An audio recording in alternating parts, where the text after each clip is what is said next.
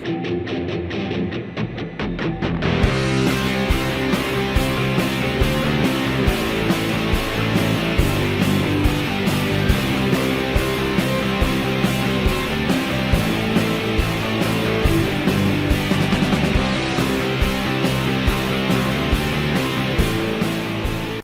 it. Punch, punch, punch, punch. Tim, what am I doing? Punch, punch, punch, punch. Knee. Knee. Hey.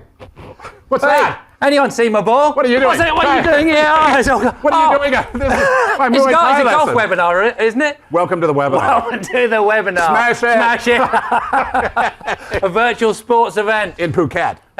Bill Barnett, C9 Hotel Works. I'm David Johnson from Delivering Age We Communications. got Laguna Phuket. We also have Revolution Muay Thai as well, right? Absolutely, Wow. some shameless product placement We'll just here. hit you there. And we've got an amazing What's on lineup of today, speakers. David? We've got an amazing lineup of speakers Okay. talking about sports, active lifestyle. Oh, yeah. We've got Dr. Nitya and Sports Authority of Thailand. We have Paul Wilson, Laguna Phuket. We have Roman Flusser from GAA Events. We've got Mark Zagol from Golf Asian. We've got Hank It's warming Saimar up. It's just warming up. Keep it warm. I can see that, from Blue Tree Phuket. And we have Andy Treadwell, who's going to be talking to us about sailing. Right, okay, where we go. There we go.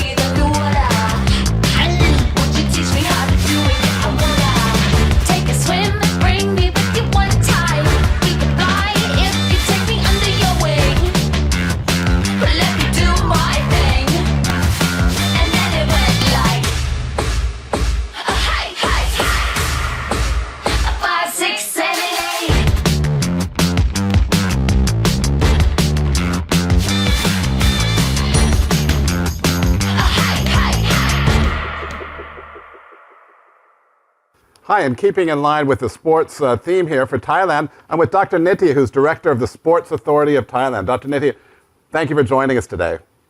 My pleasure. I've got a few questions for you. Now, it's been a tough period, but looking forward, what's the role that sports events play in the overall strategy for Thailand and also Phuket in particularly?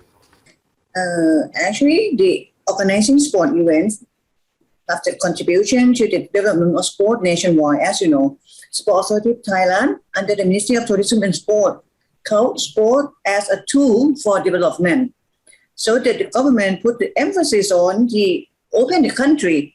That's why sport events play the major role in bringing back the sport events, sport people and associates back to the field, to the venues, to the stadium. As Phuket was the first province of Thailand that opened for as sandbox, it indeed facilitated and attract not only the tourists, but also many events are heading to Phuket. So we use sport event as a tool for sport development and also the tourism. Oh, that's excellent. Now, since we're in Phuket, we're talking about Phuket today, what events are on the books for Phuket that we can talk about today? Do you have any specific ones coming up? Yeah, so many actually. As you may know that for the past events, for past 2 to 3 years, Phuket is the home for Super Laguna Marathon Phuket, Marathon Laguna Phuket, and Phuket Triathlon. That is for the past year. And for this year, maybe the year for golf, because this year we have All Thailand Golf Tour. Singha Laguna Phuket Open was held during the 4th of October to the 10th of October. And Asian Tour Phuket Swing, that's the name is quite difficult, 2021, yeah, I don't know why they use swing, because of the golf, yeah. So Laguna Phuket Championship will be held during the 29th of November to the 5th of December this year. And moreover, there is one very important competition or event, that is Beach Volleyball Championship in Phuket. Beach volleyball makes total sense, Yeah. yes?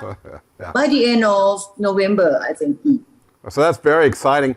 Now, in the wake of the pandemic, how do you think sports activities are going to be planned differently going forward after COVID-19? Do you think the regime's going to be different? Certainly, it's good to be outdoors with these events, but how are you going to plan them differently?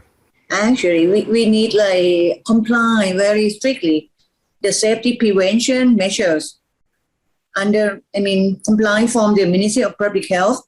For instance, like regular temperature monitoring have to be done, RT-PCR upon arrival of the tourists and the players, and also ATK before the competition.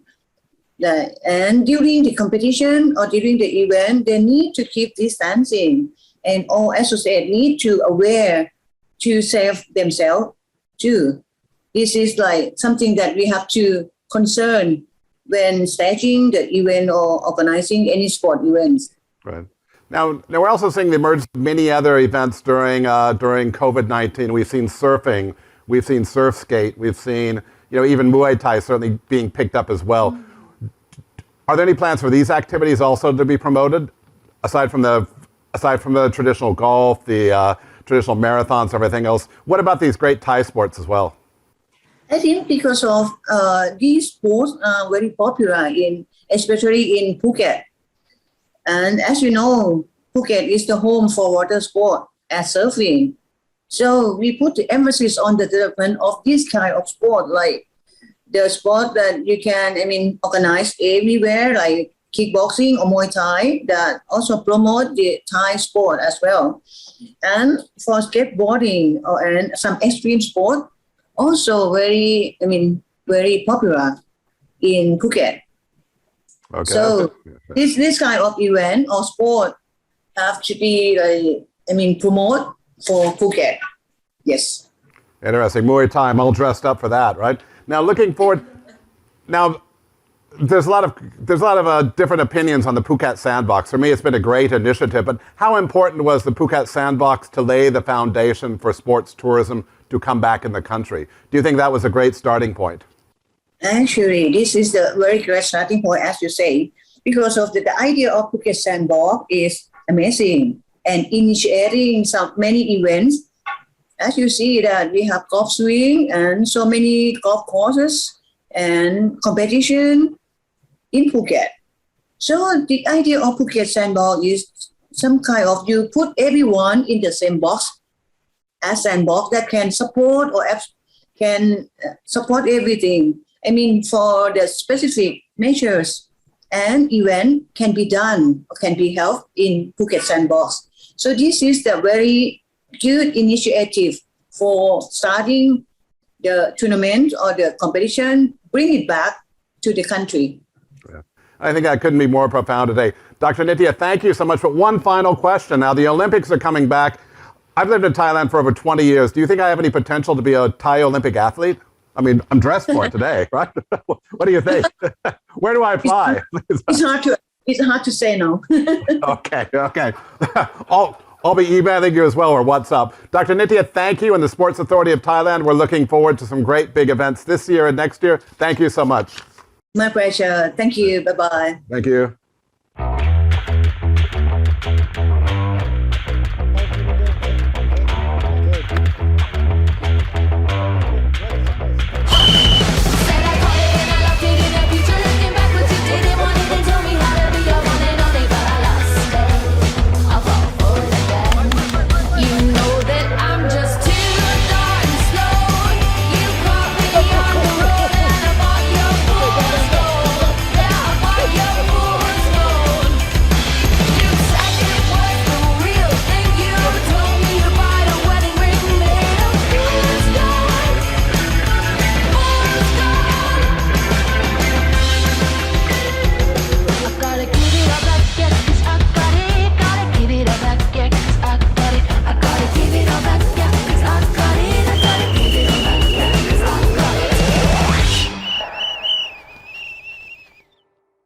Hi, this is Bill Barnett. I'm here with Paul Wilson at the Laguna Phuket Golf Club. It's a great day. Actually, time for a quick 9, Paul? Yes, let's go. Maybe later, right? Okay. Yeah. I want to talk to you about sporting events. Phuket's been kind of an iconic destination over the years for big sporting events. What's on for the rest of this year? We're seeing Thailand reopen as well. What big events are coming? Well, for Laguna Phuket, we start off with beach volleyball, the Asian Championship of beach volleyball at the end of November. Okay. Then we're going into Asian Tour Golf. So we have 2 tournaments in Phuket, one at the Blue Canyon Country Club and the second one in Laguna Phuket. That's the last week of November, the first week of December. And also through December, we have the World Under-19 and Under-21 Beach Volleyball Championships. So lots of exciting events coming up over the next 5 or 6 weeks. Yeah, so there's going to be a lot of TV coverage with these big events as well, and great exposure for Thailand. Yes, so the events are all live on TV, shown in minimum of 37 countries around the world. So that's going to be a great destination marketing for Phuket in general, and really make Phuket front of mind for all those sports fans watching those events over the coming weeks.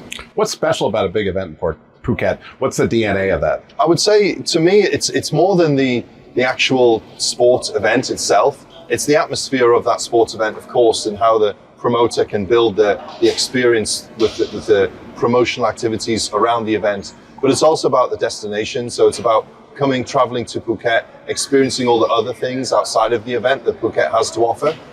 For example, with our triathlon, we're really showcasing the whole environment of Phuket with the Andaman Sea, the lagoons, the nature trails, with the cycling, with running. So it's really more of a holistic showcase of what Phuket has to offer in general. I know after the triathlon, the marathon certainly has great content. You had about over 12,000 people in the last big event pre-COVID as well. Do you think those numbers are still going to come back? I think there is huge demand for mass participation events because to be part of that whole experience of being in an event, the energy and the buzz that you get around other people, I think people do crave that. Obviously, we have to work with the event organizers to make sure that will happen in the future in a safe way, based on all the up-to-date protocols. But we've seen from trying to run some virtual events over the last 18 months, and we definitely see that, and we expect that, of course, it'll be a gradual thing as we open up and as the vaccine programs around the world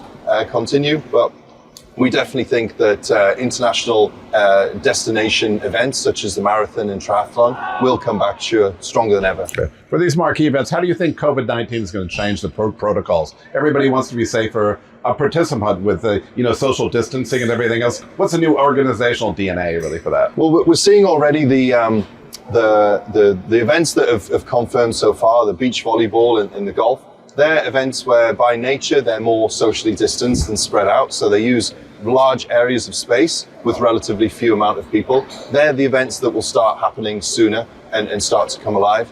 Obviously, for something like the marathon, where we have a lot of people all in a fairly confined area, we're going to have to look at different ways to operate those events. Staggered starting times. Correct. I think wave starting times, more spread out starting times and timetables. Maybe it's over a whole week rather than just over a weekend as before, with different age groups and different categories of race happening at slightly different times, just to ensure that people have a little bit more space to enjoy the event. But nevertheless, the same event setup, so everyone can experience the whole feeling of that.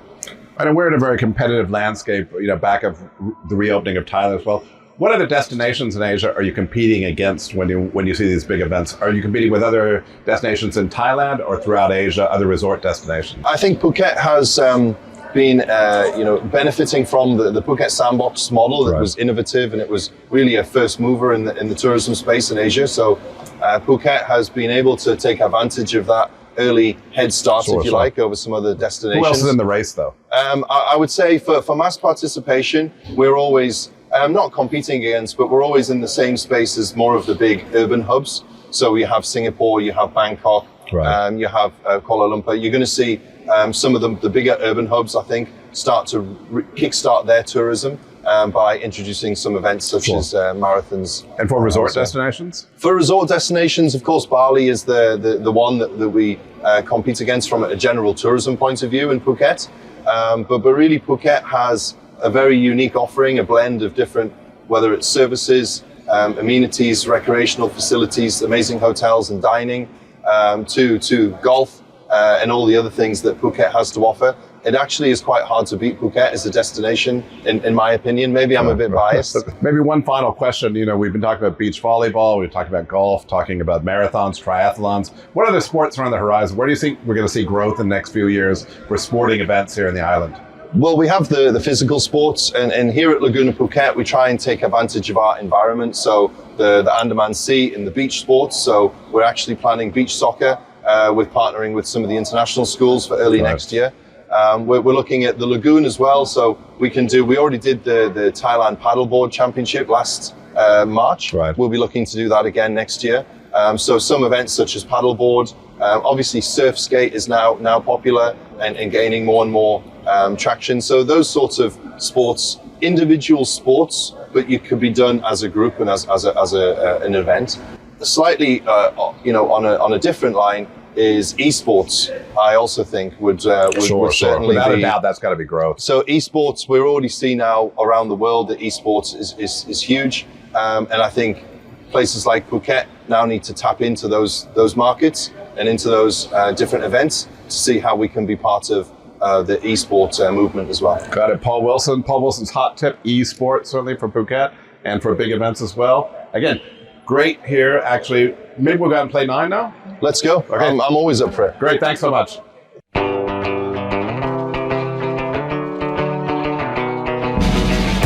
look at my way, I get tired, and I'm tired all the time. You're giving me eyes, you give me eyes. You're giving me eyes, you give me eyes. When you look at my way, I get wired, and I'm wired all the time. 'Cause you're giving me eyes, you give me eyes. 'Cause you're giving me eyes, you give me eyes. You give me eyes,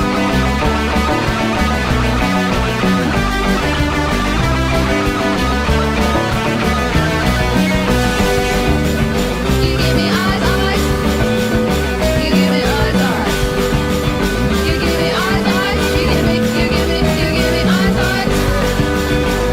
eyes,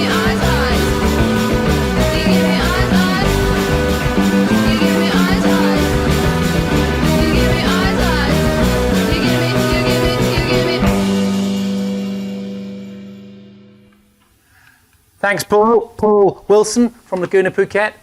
Thanks so much for your insights. Right, next up we have Roman Flusser, who is the director of GAA events. Roman, Thanks for having me. excellent. How are you today? Very well. A bit of an early wake up, but otherwise okay. Okay, thanks very much for joining us. Right, triathalons. Let's talk about triathalons. Triathalons have got an amazing history in Phuket. They really were pretty much the beginning globally of establishing Phuket as an active lifestyle destination.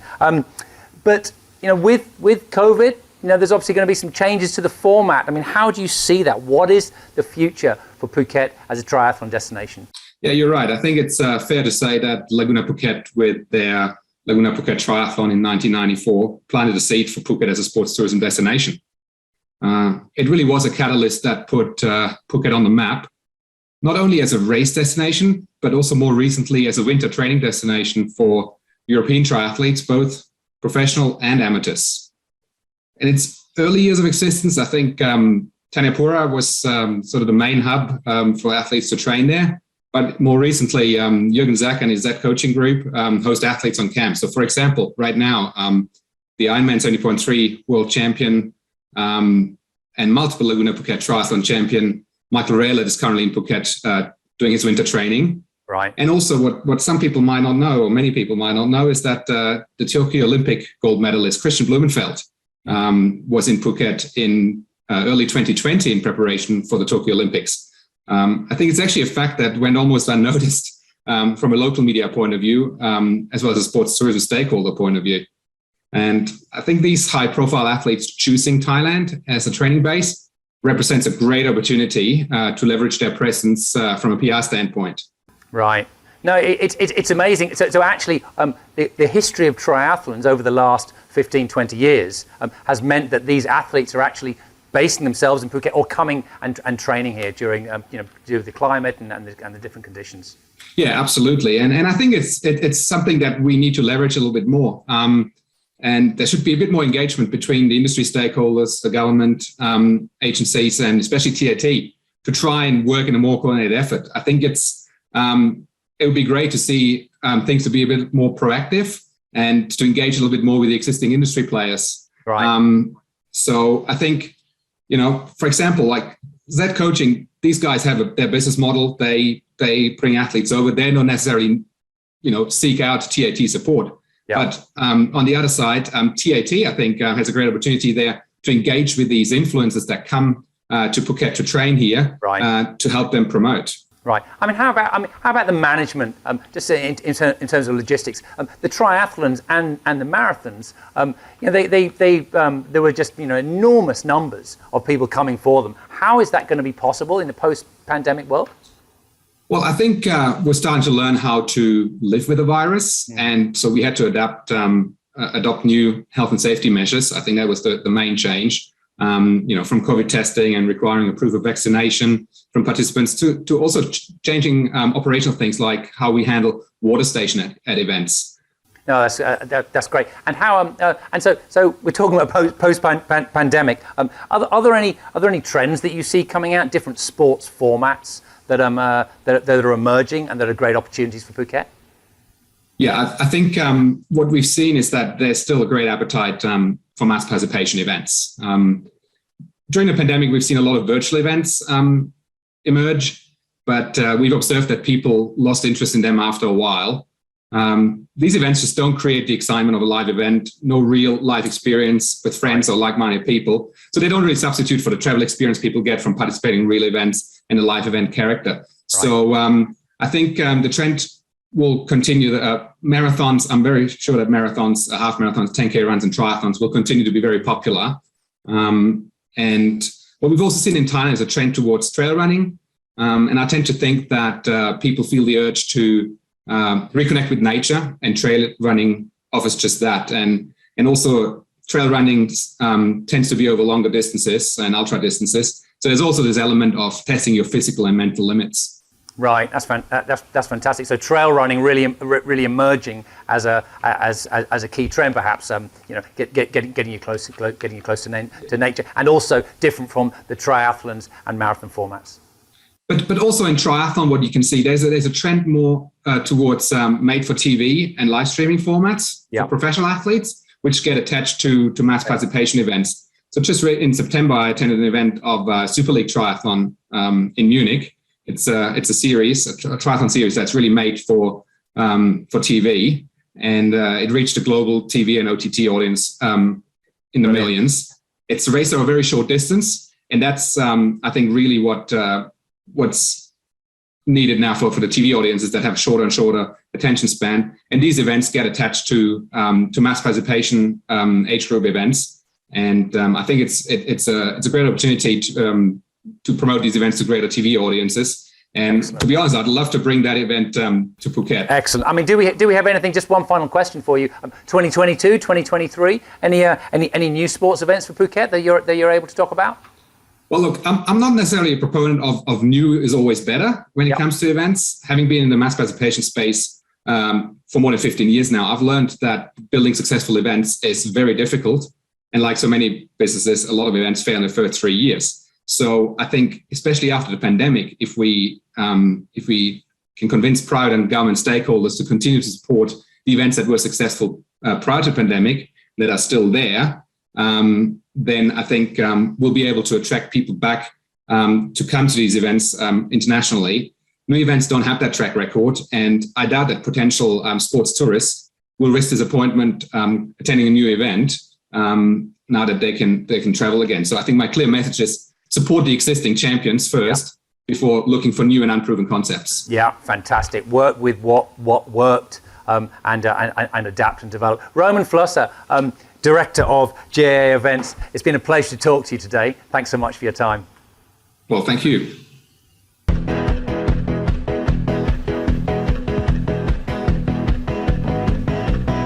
Sun is up, it's a perfect day. Hitch a ride on an ocean wave. Take my hand out, show you the way. Woo! Saw you talking to somebody, telling them it'll be okay. Got the sand and we're running away.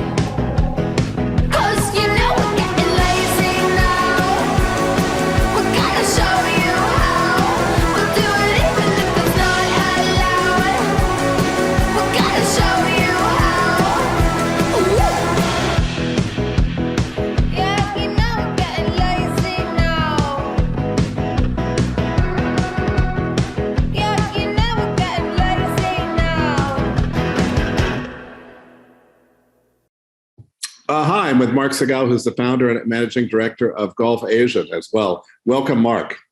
Hey, Bill, how are you? Yeah, I think this is a really interesting subject because, talking about golf in Thailand and certainly in Phuket as well, we've seen tournaments happening already, and as a post-pandemic recovery, or at least a way back, we're seeing golf tournaments happen in Thailand already. Yeah, well, you can see by the nature of the sport, there's only about 200 people that could fit in a golf course at any one time, and the golf course covers something like 1,000 hectares. So it's naturally socially distant and very easy to keep people apart and not encounter any big crowds. So as opposed to other sports, are usually played in a small field with a lot of crowds surrounding the field. So golf is completely different.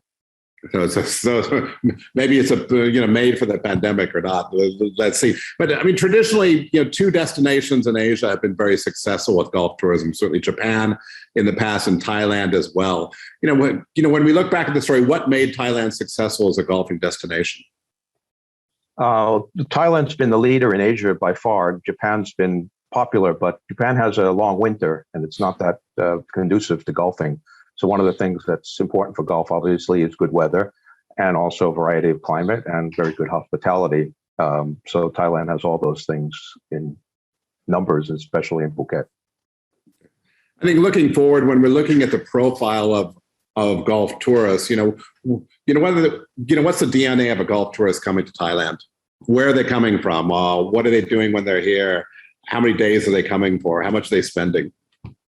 There's two different types of golf tourism. One is tourist golf.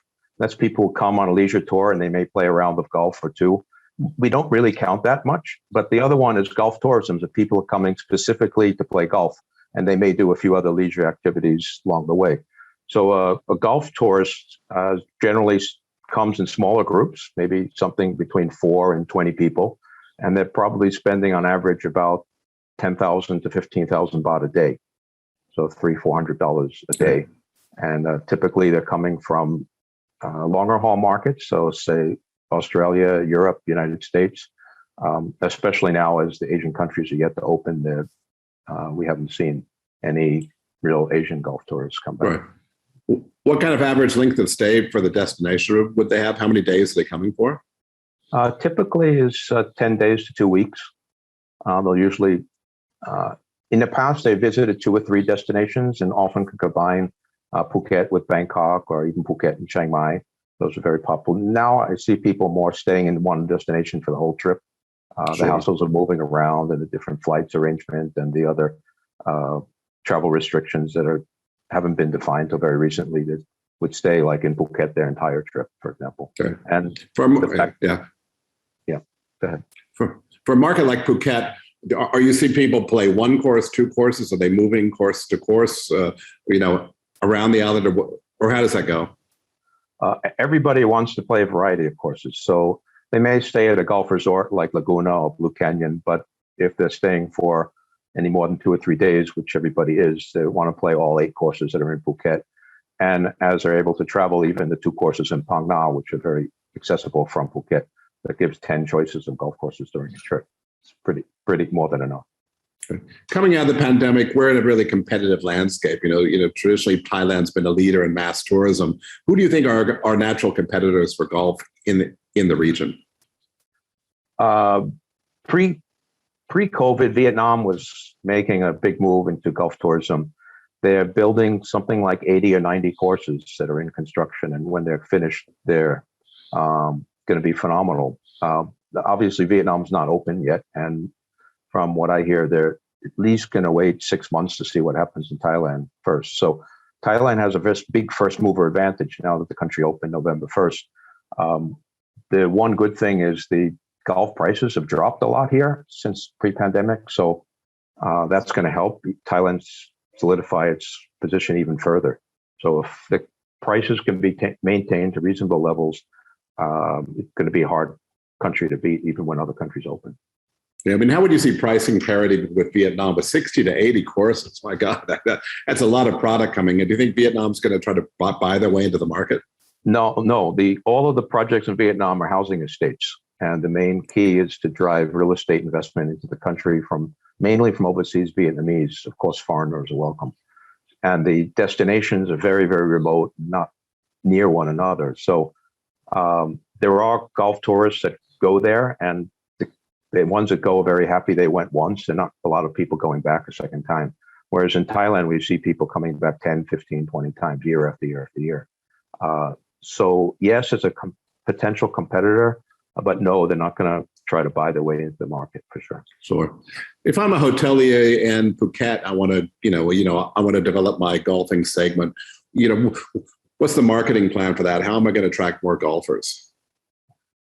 The easiest way is to work with some golf tour agents and give them preferential rates compared to what the hotels give the traveler directly. Right now, the market is upside down. A lot of hotels are so desperate for business, they give their lowest rates to people, ask them direct without any OTA or golf tour operator or destination management company. If that doesn't change, it's going to drive all the people in the tourism business away, which is exactly the opposite of what they want. So yes, when things were closed and there was only domestic market to look at, that might have been a good strategy. But now that the country's opening, they need to go back and relook and make sure the contracted rates that they have with tour operators and local DMCs are significantly better than what they're offering direct on the online on the website or through ADAs. If they don't do that, the clients are going to be stuck in the middle. They'll have the low rates from the hotel, but then when they get there, they won't have anybody to take care of them and move them around from place to place on the island or do different activities on the island, or even book with the golf courses, some of which are private, won't take bookings unless they go through an operator. Okay. Maybe one final question, Mark. These are some great insights, but looking forward, taking a view of the future, we always know we want to recover, but for golf tourism really to prosper and grow in Thailand, what does the country have to do? Where are we seeing the potential for growth, in which sectors or which niches? The key is the quality of the golf. Obviously, people are coming for golf. So, for example, a new golf course that just opened right in Phang Nga, just outside Phuket, Aquella, helps add to the attractiveness of the destination significantly because it's only about 40 minutes from Blue Canyon, and then you can play another high quality course. Also, Blue Canyon, the fact that it was renovated during the COVID time, and now it's hosted an international event, helps a lot in terms of improving the destination. Bangkok similarly has 4 brand new courses that have opened during the pandemic. And golf is picked up in other countries from the source markets about 15%. So Australia, Europe, and the United States in particular, the demand for golf is up, the number of players is up, and if Thailand continues with the renovations and quality of the golf, we'll certainly be able to grow the business and grow the market size. Mark, one last thing. What's your handicap? 12. 12. I'm a 12, but that's only for about 9 holes. So there we go. Yeah, sometimes they get tight. Let's do 9 holes together when I'm down in Phuket next, or if we come into Bangkok, we'll get out, at least visit a course and maybe interview one of the GMs from one of the courses too. Perfect. Mark Segal from Golf Asia, thank you very much for joining us today, and keep hitting them straight. Thanks so much. Thanks, Bill. Keep up the efforts too. I better tell you before you get close, I'm a special case, I'm not like the other ones. There is a reason why I'm still alone. If you want to stick around, you need to ask yourself, are you an foreign man? Can you take me as I am? You think you made me special, babe, but I'll never change for someone else. Is your heart strong enough to handle me? You made me special, babe, but I like my whiskey on the rocks. Who said you can't be in 2 places at one time? Again, I think, who's up next? David. Bill, we're about golf next. Thank you. Mark, thanks very much. That was awesome. Okay, we're done with golf. Next, we've got Henk Sietsma, and Henk is the commercial director at Blue Tree Phuket. Henk, please join us. Hi, David. How are you? Yeah, very well. Excellent. Thanks for having Right. me. Yeah. Very welcome. Blue Tree, relative new kids on the block. What have you got in Blue Tree? In terms of active sports, we're all about sports today. Yeah. Well, very simply said, we have sport experience for everyone. Okay. We have water sports. We have wave boarding. Okay. We have SUP. We have extreme sports Okay. like cliff jumping, Okay. Nice. rock climbing, mountain biking. Nice. We even have our own dojo. Okay. Muay Thai, Okay. judo. Okay. Not to forget our own ninja warrior. And I shouldn't forget our new skate park. Got a skate park. On top of our popular pump track already, and we soon have a snake line as well. So, Excellent. as said, David, we got Excellent. sports experience for everyone. Well, I'm talking to the right man, which is great. So, active lifestyle sports, active sports. Yeah. What are the opportunities for this sector for Phuket? Well, we look at the local small-scale sports events, like we had last weekend. We had a local skateboarding competition. Okay. But also looking at the bigger national and international sport events, which are organized by the federations. Yeah. Think Like what? about the Muay Thai Championship. Okay. Think about rock diving. Have you invited Bill Barnett to perform a little bit of Muay Thai? Yeah, no, Maybe actually, next time. he's on the list for rock diving. Okay. But yeah, thank you. and I just want to add, what we also see demand is fun sports activities. And you know what? Phuket, as well as Blue Tree, is all about fun. Yeah. So we see a demand for fun sports activities like fun skate, fun runs, and more kind of sports with a fun twist. That's awesome. And I also don't want to forget our future sports heroes. Yeah. So kids sports camps as well. Yeah, absolutely. Yeah. Well, that sounds great. So, Hank, domestic market. Obviously, the domestic market has pretty much been the only gig in town for the last 18 months because of COVID. How important is this for you? It seems that Thais have been coming in, rediscovering their own backyard, rediscovering Khao Lak, and certainly rediscovering Phuket. So how important is the domestic market? Very important for us. And we're not looking only at, the Phuket market, but we also see now the demand coming out from 4 or 5 hours drive from Phuket, who are actually coming in as well. And of course, plus, from Bangkok into flights. And we always have a good eye on trends. Yeah. And we noticed months ago already that skating is making a comeback. So we partnered up with a professional skater and actually developed our new skate park. Okay. So it's from skaters for skaters. Okay, nice. At the same time, how we reach the domestic market, currently we have a virtual run going on. So actually it gave us the opportunity to reach out not only people in Phuket, but also people in Bangkok. So imagine on the moment, every day we have people running all around the country with Blue Tree Phuket running shirts on. Okay, well, so there's some good promotion there, excellent. So what about the international market? I mean, are you still going to be looking at the international market or only purely domestic? No, international market as well. Although, of course, domestic for Q1, Q2 next year is the most important one. But what we actually realize into the international market is that the long haul is staying longer. Yeah. So we see a demand actually from our partners and customers as well, such as we have a 1-year Blue Tree membership. Which is unlimited access to the lagoon and a lot of other benefits. Now we recently launched that into 3 and 6 months. Okay. That's what the long haul wants, correct? Yeah. Okay. Yeah. Henk Sitsma, Commercial Director of Blue Tree Phuket. Thanks so much for being with us today. Thanks for having me here. Thanks. Yeah.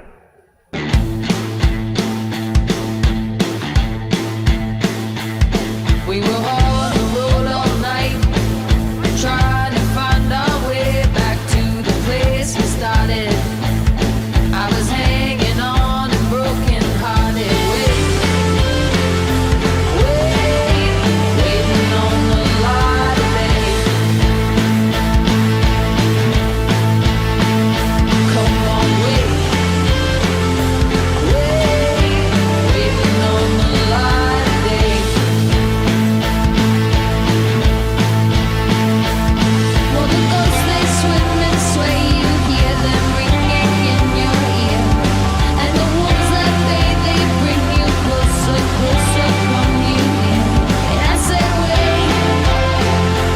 wait, make it to the light of day. Okay, right, Bill Barnett, what we got next? David, just get out of here. Okay, next up, we're going to take to the high seas. I mean, that's a great, yachting is a great thing, marinas and everything in Phuket. I've got Andy Treadwell, Chief Executive Officer of Preventia. Andy, come on board.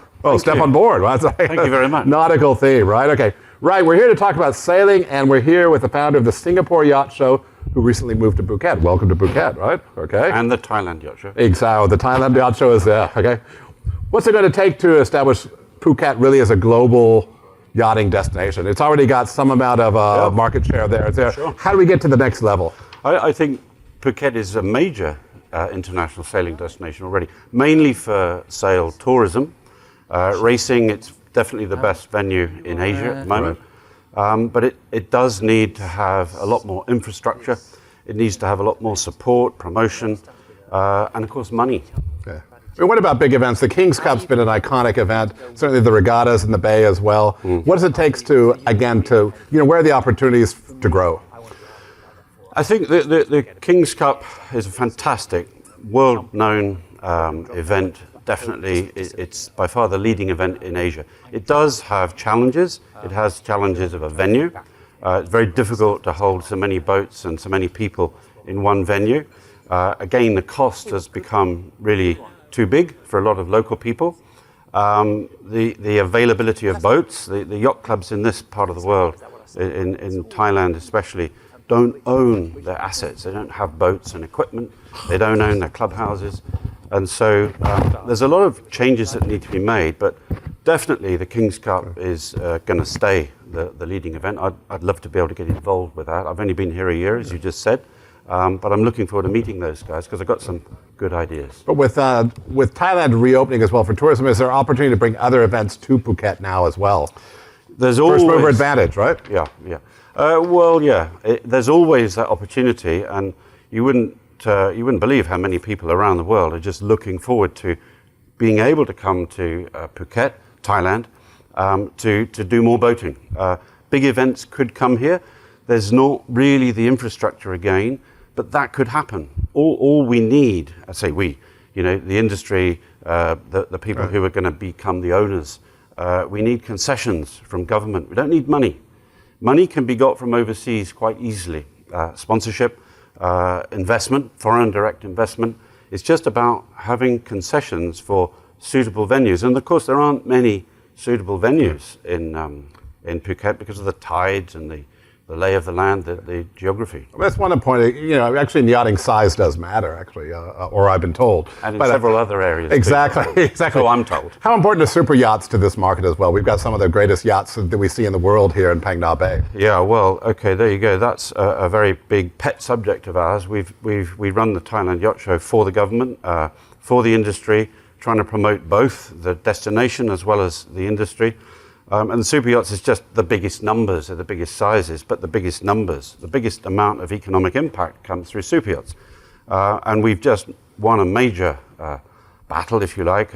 We've been lobbying hard for 6 years, and with our colleagues in the yacht business association here, we've managed to get new concessions on regulations. And so super yachts are going to start to come. There's a few details to be ironed out still, but they're going to start coming. It's a major thing, because that is going to draw the spotlight on here much more. And so the sporting side will start coming too. One interesting we saw during the pandemic was we saw the hotel industry, the private and the public sectors come together with tourism. The yachting industry is very fragmented here. Does it make sense to unite it more and have a common front, certainly, as an industry, or is that even possible? That's a really good question. And again, it's a subject quite close to my heart. You've got to try and get people to collaborate. Competition, we're talking about competition, we're talking about sporting events. So you've got to compete, but you need to collaborate in order to be able to compete. And for Phuket and the Asian, globally, the Asian industry to compete on the world stage, to get the development that it surely deserves with all the wealth there is in this part of the world, you've got to have people collaborating. And that is always going to be a struggle where the scale is not there, the business is not there. Sure. But it's coming slowly but surely. It's all very normal. Maybe one final topic I want to talk about is young sailors. Every industry has to have a legacy, and again, who are the next ones coming up? How do you think the industry here can really teach those young sailors the craft as well and get them interested in this as a lifelong pursuit? Well, again, that's a very leading question because it's a huge subject. It's obviously there are cultural affinities in various parts of the world with the sea and with yachting and sport and racing, and there are less affinities in this part of the world. But it is coming. It's about inspiring people. It's about encouraging people. It's about education in schools. Some of the big international schools are starting to put sailing on the agenda. Youngsters participating.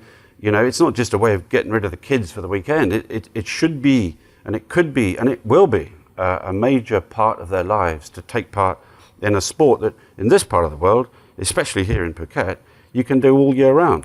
I'm 100% behind that. One thing we've learned from the hotel trade certainly is during the pandemic, the Thais have fallen in love with Koh Yao Noi. They've fallen in love with Phang Nga Bay again. So this has been a great kind of respite to get domestic tourists back into these areas and see one of the greatest bays in the world. So it's an amazing experience. Andy Treadwell, and I think we're going to be seeing a yacht show next year here in Phuket as well, right? 100%. Exactly. COVID permitting. Okay, thank you very much, Andy Treadwell, and back to shore. Thank you. Thank you. Andy Treadwell, thanks very much. There's really great stuff on sailing. Right, that's it for the webinar? That's it for the webinar. I think we're done for today. I don't know. No, we're never done for today. I'm getting a little teed up. I'm going to get... I'm about tired of you. Tim, I need to... get rid of this guy. Okay. You're out of here. No, it's you.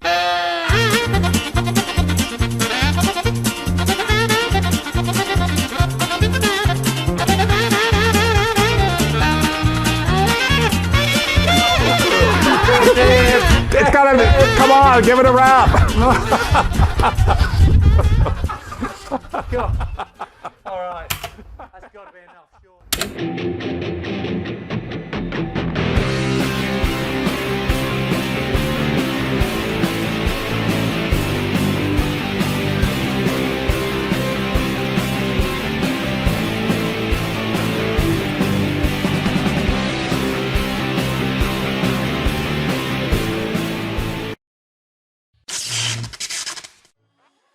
Hi, my name's Ashton. I'm a creative director here at Creative Concept AV, and I'd like to show you around our digital studio.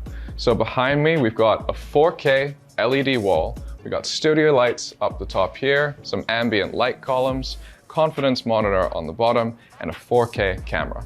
If you come with me this way, I'll show you what's actually behind the studio. So over here, we've got Toto manning the actual stream that goes out to the internet. We've got Andrew on our video switcher, and we have Piwat on our 16-channel digital mixer to handle all the microphone and sound inputs.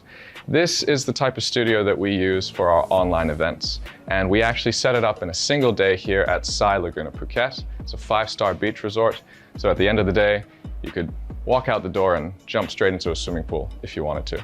We have a sister studio in the Grand Hyatt Bali, which is a green screen studio. And for events that we've done, we've actually built studios around the region to be able to support the kind of online events that we do. That's just a little bit of insight of what we do. So if you're interested in this kind of thing, Creative Concept AV, give us a call and maybe we'll do your next event. Thanks very much.